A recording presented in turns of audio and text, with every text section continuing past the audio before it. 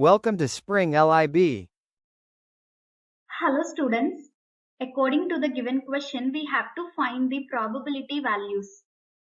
Given the sample size n is equal to 8 and p is equal to 52%, that is equal to 0.52.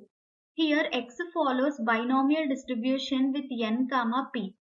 In the a bit, to find probability that x is equal to 0, that is equal to 8c0 into 0.52 whole power 0 into 1 minus 0.52 whole power 8 minus 0.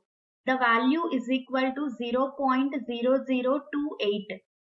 In the b bit, probability of x is equal to 4. So that will be equal to 8c4 into 0.52 whole power 4 into 1 minus 0.52 whole power 8 minus 4.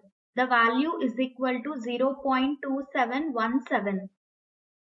So therefore, for the a bit, probability of x is equal to 0 is equal to 0.0028. For the b bit, probability of x is equal to 4 is equal to 0.2717. I hope you find the video useful. Thank you.